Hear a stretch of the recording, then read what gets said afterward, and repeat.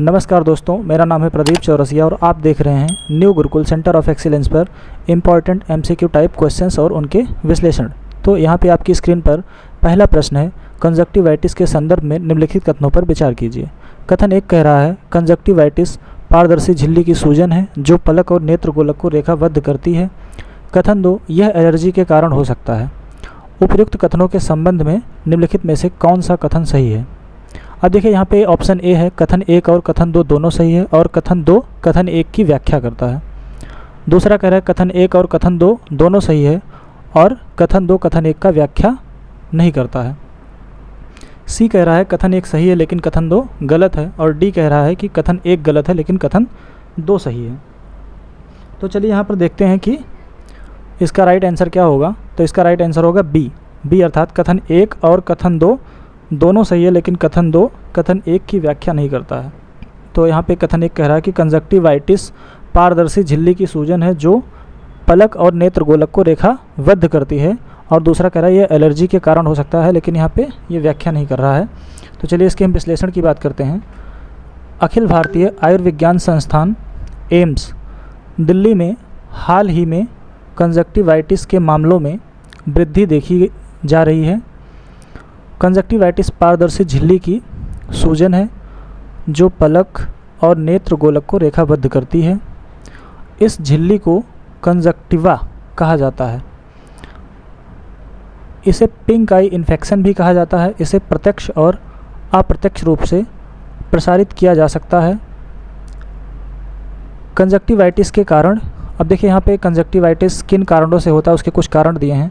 Virus, bacteria, allergy, आँख जो होती है उसमें रसायन का छींटा पड़ना, आँख में कोई विदेशी वस्तु यानी कि कोई बाहरी वस्तु का चला जाना, नवजात शिशुओं में अस्रवाहिनी जो होती है वो अवरुद्ध हो जाती है।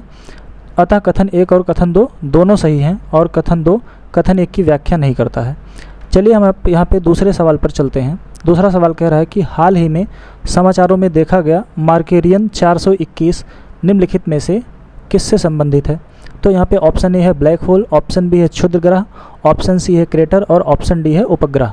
ठीक है, तो यहाँ पे मार्केरियन 421 जो है वो किससे संबंधित है। तो चलिए यहाँ पे हम चेक करते हैं कि यहाँ पे क्या होगा। तो इसका राइट आंसर होगा ब्लैक होल, यानी कि मार्केरियन 421 जो है ये ब्लैक होल से संबंधित है। तो चलिए देखते हैं कि मार्केरियन 421 है क्या। नासा के IXPE मिशन में सुपर मैसिव ब्लैक होल मार्केरियन 421 के उलझे रहस्यों का खुलासा किया। मार्केरियन 421 एक सुपर मैसिव ब्लैक होल है जो उच्च ऊर्जा कणों को सीधे पृथ्वी की ओर निकाल रहा है। यह पृथ्वी से लगभग 400 मिलियन प्रकाश वर्ष दूर स्थित है। यह उर्सा मेजर तारामंडल में स्थित है और गामा किरणों का एक मजबूत स्रोत है। वे अक्सर असाधारण रूप से उज्ज्वल भी होते हैं क्योंकि कण प्रकाश की गति तक पहुंचते हैं, अतः विकल्प ए सही है। प्रश्न नंबर 3 कह रहा है कि पूर्ण रिजर्व बैंकिंग के संदर्भ में निम्नलिखित में से कौन सा सही नहीं है। ऑप्शन ए है, बैंकों को ग्राहकों से प्राप्त मांग जमा को उधार देने से प्रतिबंधित किया गया है। ऑप्शन बी है, बैंकों को इनमें से 100% जमा हमेशा अपनी तिजोरियों में रखना चाहिए। ऑप्शन सी है, बैंक केवल सावधि जमा के रूप में प्राप्त धन को उधार दे सकते हैं। ऑप्शन डी है, यह प्रणाली उधार देने के उद्देश्यों के लिए इलेक्ट्रॉनिक धन पर बहुत अधिक निर्भर करती है। तो चलिए इसमें हम देखते हैं कि कौन सा ऑप्शन सही होगा। तो इसमें ऑप्शन डी सही होगा कि यह प्रणाली उधार देने के उद्देश्यों के लिए इलेक्ट्रॉनिक धन पर बहुत अधिक निर्भर करती है। चलिए हम व्याख्या करते हैं इसकी। तो अर्थशास्त्री वर्तमान में फ्रैक्शनल रिजर्व बैंकिंग के विपरीत पूर्ण रिजर्व बैंकिंग की खूबियों पर चर्चा कर रहे हैं। पूर्ण रिजर्व बैंकिंग यहाँ पे किसे कहते हैं, तो बैंकों को ग्राहकों से प्राप्त मांग जमाओं को उधार देने से प्रतिबंधित किया गया है, जिससे बैंक चलाने का जोखिम कम हो गया है। 100% आरक्षित आवश्यकता, बैंकों को केवल संरक्षक के रूप में कार्य करते हुए इन जमाओं का 100% हमेशा अपनी तिजोरियों में रखना चाहिए। बैंक केवल सावधि जमा के रूप में प्राप्त धन को उधार दे सकते हैं। बैंक की जमाकर्ताओं के पैसों के सुरक्षित संरक्षक के रूप में कार्य करते हैं और इस सेवा के लिए शुल्क लेते हैं।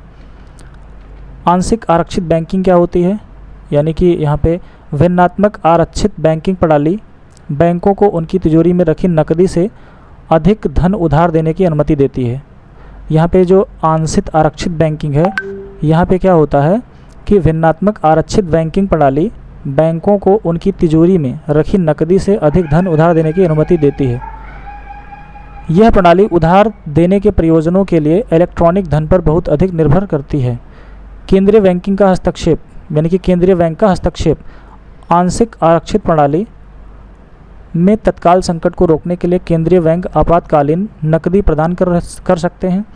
यदि कई जमाकर्ता एक साथ नकदी की मांग करते हैं तो बैंक बंद होना एक संभावित जोखिम है। प्रश्न 4 की बात करते हैं।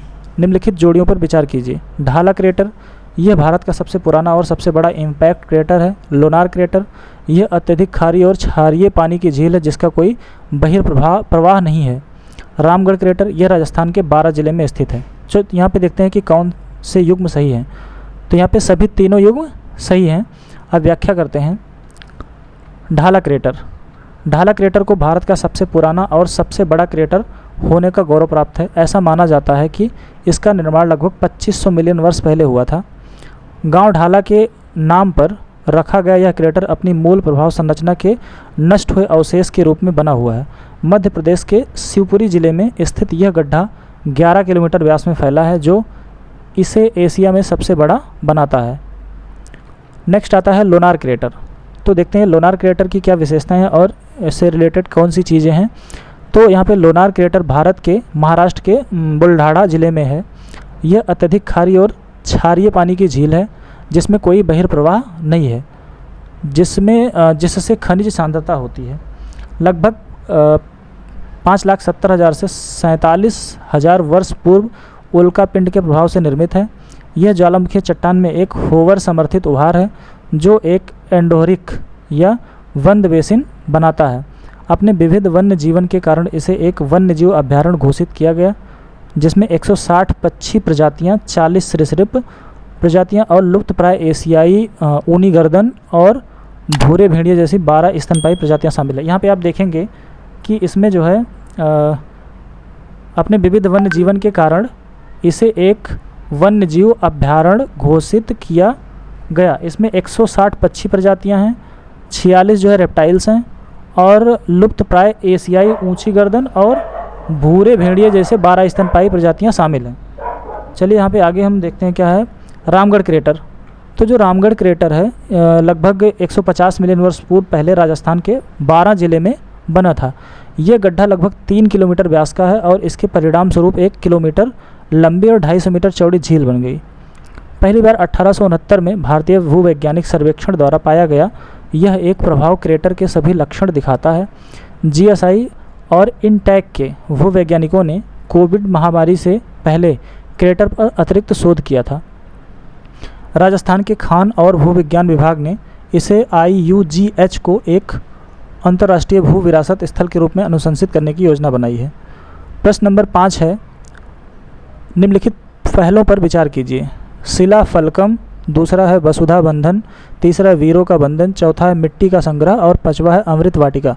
निम्नलिखित में से कौन सी पहल मेरी मिट्टी मेरा देश के रूप निम्नलिखित में से कौन सी पहल मेरी मिट्टी मेरा देश के हिस्से के रूप में की गई है। तो यहाँ पे ऑप्शन ए है केवल 1, 2 और 3, ऑप्शन बी है 3 और 4, ऑप्शन सी है 2, 3 और 5 और ऑप्शन डी उपयुक्त सभी। तो यहाँ पे जो राइट आंसर होगा केवल 2 और 3। ठीक है, चलिए इसकी हम व्याख्या की बात करते हैं। केंद्र ने अगस्त में भारत की स्वतंत्रता की वर्षगांठ मनाने के लिए मेरी माटी मेरा देश अभियान के बैनर तले देश भर में कार्यक्रमों की एक श्रृंखला की घोषणा की है।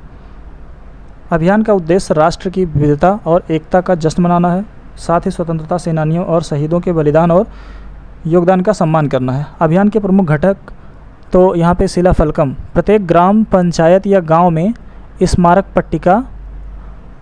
देखिए यहाँ पे शिला फलकम, शिला मतलब होता है पत्थर, तो प्रत्येक ग्राम पंचायत या गांव में एक स्मारक पट्टिका लगेगी। वसुधा वनधन, तो जो वसुधा वनधन है प्रत्येक ग्राम पंचायत या गांव में देसी प्रजातियों के 75 पौधे लगाने हैं।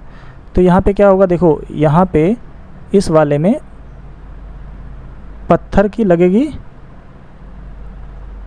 पट्टिका और यहाँ पे देसी प्रजाति के 75 पौधे लगाए जाएंगे। नेक्स्ट है वीरों का वंदन, स्वतंत्रता सेनानी और उनके परिवारों को यहाँ पे क्या किया जाएगा, यानी कि सलाम दिया जाएगा, कह सकते हैं एक प्रकार का एक सम्मान, ठीक है, या फिर इसको हम बोल सकते हैं रिस्पेक्ट दी जाएगी, ठीक है। मिट्टी का संग्रह, युवा स्वयं सेवकों और अन्य लोगों द्वारा प्रत्येक ग्राम पंचायत या गांव से मिट्टी एकत्र करना।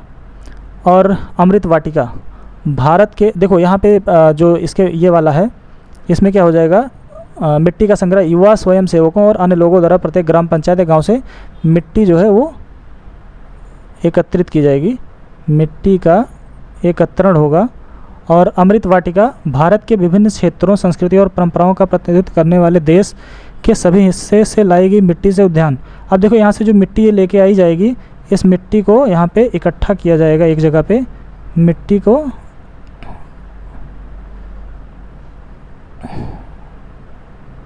इकट्ठा किया जाएगा और फिर उसका क्या बनेगा, एक उद्यान बनाया जाएगा ऐसे,